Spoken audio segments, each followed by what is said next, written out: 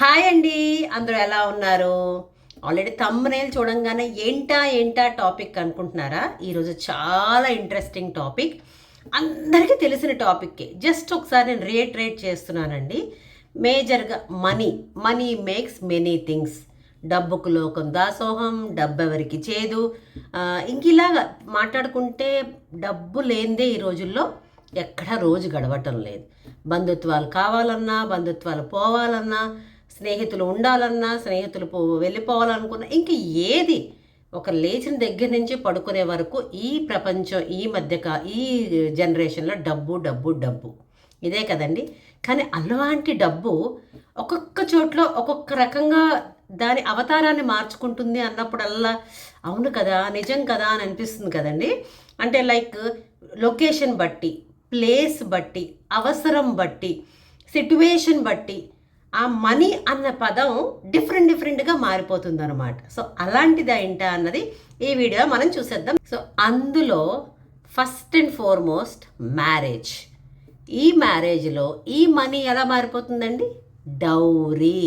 అఫీషియల్గా dowry money కాస్త ఆ మ్యారేజ్ అనే సిట్యువేషన్లో డౌరీగా మారిపోతుంది. అంతే కదండి. ఇక నెక్స్ట్ స్కూల్కి వచ్చేటప్పటికి ఎలా మారిపోతుంది? ఫీజ్. పిల్లలకి ఫీజులు కడితే కానీ, అంటే అదే ఆ డబ్బు ఇస్తే కానీ చదువు అవ్వదు. చూసారా దాని రూపం ఎలా, దాని అంటే సిట్యువేషన్ బట్టి, ప్లేస్ బట్టి ఎలా మారిపోయిందో. ఇక నెక్స్ట్ బిజినెస్ అనేటప్పటికి బేసికల్గా మనం చేసేది ఇన్వెస్ట్మెంట్, అంటే పెట్టుబడి డబ్బు రూపేనే కదండి. అబ్బా భలే ఉందండి. తలుచుకుంటుంటే ఇంకా ఆలోచిస్తూ ఉంటే రిలీజియన్ అంటే బేసికల్గా ఒక ఎగ్జాంపుల్, నేను చాలాసార్లు 2-3 వీడియోల్లో కూడా చెప్పాను కదండి. ఎగ్జాంపుల్ నేను జస్ట్ నాకు తెలిసిన రిలీజియన్లో చెప్తున్నాను. టీటీడీ డొనేషన్ అంటే డోనార్స్కి ప్రివిలేజెస్ తెచ్చుకోవడానికి, ఎక్స్ట్రా ప్రివిలేజెస్ తెచ్చుకోవడానికి డొనేషన్గా ఇస్తాం కదండి. సో చూసారు, రిలీజియన్లో కూడా మనీని డొనేషన్ లాగా వాడుకుంటున్నాం. అలాగే సింపుల్ ఎంప్లాయీస్కి, నాలాంటి ఎంప్లాయీస్కి నచ్చనిది గవర్నమెంట్లో మనీ అనగానే వచ్చేది ట్యాక్స్ రూపేనా. అబ్బా ఈ ఎంప్లాయీస్కి నచ్చని పదం ట్యాక్స్ ఆబ్వియస్గా ట్యాక్స్ డిడక్షన్ అంటే ఏంటి? మనీ డిడక్ట్ అయిపోతుంది, డబ్బు తగ్గిపోతుంది. ఎంత బాధ అనిపిస్తుందండి. అలాగే ఎంప్లాయీస్కి ఈ వర్క్ ప్లేస్లో వచ్చేది ఏంటండి? శాలరీ. అది బాగా ఇష్టపడతాం మనం. 30 రోజులు కష్టపడంగానే మన చేతికి వచ్చేది డబ్బు. కానీ డబ్బు ఇస్తున్నామని అనరు కదండి, శాలరీ. ఎంత బాగుంది కదండి ఆ పదం. నెక్స్ట్ మనకు వచ్చేది షాపింగ్ అనగానే మనం చూసేది ఏంటి? రేట్. అదేనండి ప్రైస్. డబ్బులు ఎంత అని అడిగం కదా, బాగోదు కదా. దీని రేట్ ఎంత? కొంచెం అఫీషియల్ కదా. ప్రైస్ ఎంత, రేట్ ఎంత, ఇదే కదండి షాపింగ్లోకి వెళ్ళేటప్పుడు. ఇక నెక్స్ట్ బిల్. బిల్ ఎక్కడ వస్తుందండి? హోటల్లో వచ్చేది బిల్ ప్లీజ్ అని అంటాం. అంటే హోటల్లో ఆ డబ్బు బిల్గా మారిపోతుంది అనమాట. ఇక మనం జనరల్గా ట్రావెల్ ప్రయాణం చేసేటప్పుడు ఎప్పుడు ఎలా వస్తుందండి? ప్రయాణం చేసేటప్పుడు మనం ఫేర్ చూసుకుంటాం, అంటే ప్రైస్. దానికి సినానిమ్ ప్రైస్, బట్ ఫేర్ అంటే అంతే కదా. ప్రయాణం తాలూకా రేట్స్ అవి చూస్తాం, అది కూడా మనీ తాలూకా రూపం.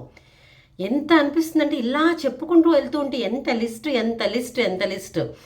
మోస్ట్ ఆఫ్ ద టైమ్స్లో ఇంకా మనం చెప్పాలంటే లాలో వచ్చేటప్పుడు మనం వేసేదంటే, మనం ఏదైనా చూడండి ఎగ్జాంపుల్ ట్రాఫిక్ డీవియేట్ అయినా, సీట్ బెల్ట్స్ పెట్టుకోకపోయినా ఏం చేస్తారండి? ఫైన్. అంతేనండి. అక్కడ కూడా డబ్బులే ఇస్తాం, మనీయే ఇస్తాం, కానీ అక్కడికి మారిపోయే పదం ఫైన్. బాబాయ్ అనిపిస్తుంది. ఇంకా లిస్ట్ నేను ఆలోచిస్తూ ఉంటే కనుక హౌజెస్ అంటే rent.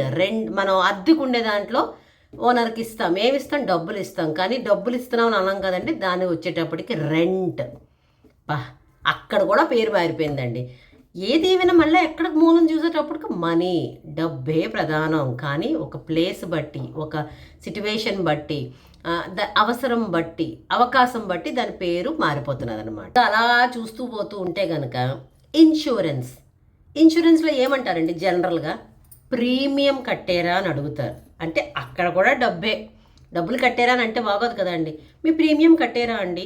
Your premium is due and so date అంటారు, కానీ మీరు మాకు డబ్బులు కట్టాలి, లేకపోతే మీ పాలసీకి ఇది కట్టాలి అలా చెప్పరు. Your premium is due by so date.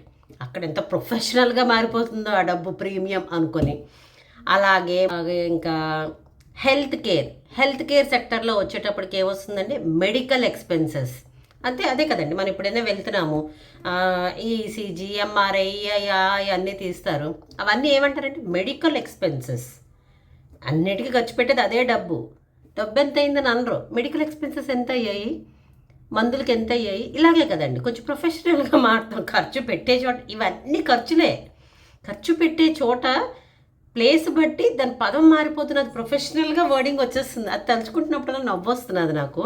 అలాగే మనం ఆప్షన్స్ ఉంటాయి చూడండి, కార్ ఆప్షన్స్, హౌస్ ఆప్షన్స్, బ్యాంక్స్లో ఇవన్నీ ఆప్షన్స్ ఉంటాయి. వాటన్నిటికి ఏమంటారండి, బిడ్ వేసావా అని అడుగుతారు. కానీ నువ్వు డబ్బులు వేసావా, మనీ ఇచ్చావా, మనీ వేసావా, అది mostly tender, bid or tender అని. ఎంత ప్రొఫెషనల్గా నీ కొటేషన్ బిడ్ వేశారు అంటే అదే కదండి మనీ. అలా మారిపోతున్నప్పుడల్లా రైటే కదా అని అనిపిస్తుంది. అంతెందుకు, మనకు రీసెంట్గా అయిపోయింది కదండి సంక్రాంతి పండుగ, ఫెస్టివల్లో మనం ఆ సంక్రాంతి పండుగ దేనికంటే మోస్ట్లీ దన్నాల పండుగ. ఇలా దండం పెట్టేసి ఇలా ఉంటే ఊరుకుంటారా? వెంటనే పిల్లలు కానీ పెద్దవాళ్ళ దగ్గర ఇలా దండం పెట్టగానే ఇలా చేయబెడతాం.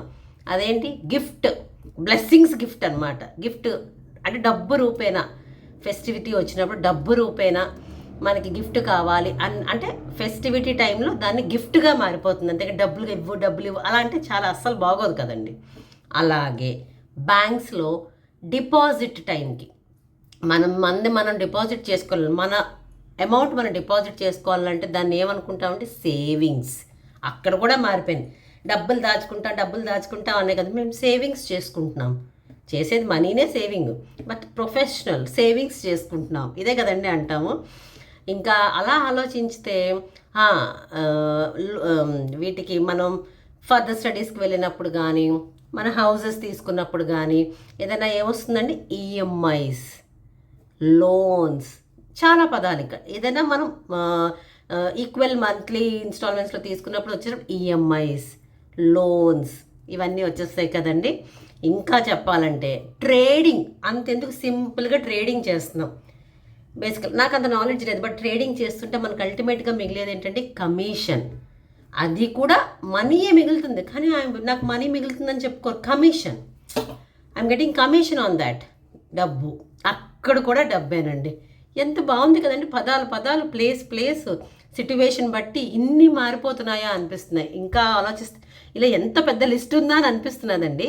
అంతెందుకండి, మన ఫ్రెండ్స్ నుంచి ఎవరి దగ్గర నుంచి బారో చేస్తాం కదండి, అప్పుడు కూడా నువ్వు చెప్పేది ఏంటి, మనం అప్పు తీసుకున్నాము అని అనుకుంటా, I just had a help from my friend. ఎంత ప్రొఫెషనల్గా మారిపోయింది హెల్ప్, బారో. అసలు మీ ఫ్రెండ్స్ దగ్గర కానీ, నేబర్స్ కానీ, కొలీగ్స్ కానీ ఎవరి దగ్గర తీసుకున్నా కూడా అప్పు బారోయింగ్ అన్నదాన్ని అనుకుంటా I just had a help from my friend. ఆ మనీ తీసుకోవడం కూడా ప్రొఫెషనల్గా హెల్ప్ అని మారిపోయిందండి. అంతెందుకండి, మన ఫోన్స్ కానీ సమ్ ఓటీటీ ఛానల్స్ కానీ సబ్స్క్రిప్షన్స్ అయిపోతాయి కదండి, ఆల్మోస్ట్ దాని పీరియడ్ అయిపోతే ఏం చేస్తామండి, రెన్యూ చేసుకుంటాం. రెన్యువల్ అంటారు తప్పితే డబ్బులు అయిపోయి కట్టండి అనే ఉండదు. అక్కడ కూడా పదం రెన్యువల్. ఎంత ప్రొఫెషనల్ వర్డింగ్స్ అనంటే అన్నిటికీ మూలం. ఇంకా అలా చెప్పుకుంటూ వెళ్ళిపోతుంటే చాలా ఉన్నాయండి. బట్ నాకు అనిపించింది ఇది షేర్ చేసుకోవాలి ఒకసారి. ఈ రోజుల్లో, ఈ ప్రపంచంలో ఒక చిన్న బంధుత్వం, అన్న చెల్లి, అక్క తమ్ముడు, అమ్మ కొడుకు, అమ్మ భార్య భర్త కూడా కొంచెం బాగుండడానికి లేకపోతే దాని రిలేషన్షిప్ పాడైపోవడానికి మూల కారణం డబ్బేనండి. ఒకప్పుడు అసలు డబ్బుకు అంత విలువ ఉండేది కాదు. కేవలం బంధుత్వం, నమ్మకం, ఒకరికి హెల్ప్ చేయాలనే గుణగణాలు అన్నీ మొత్తం ప్రపంచం అంతా అది అలుముకొని ఉండేది.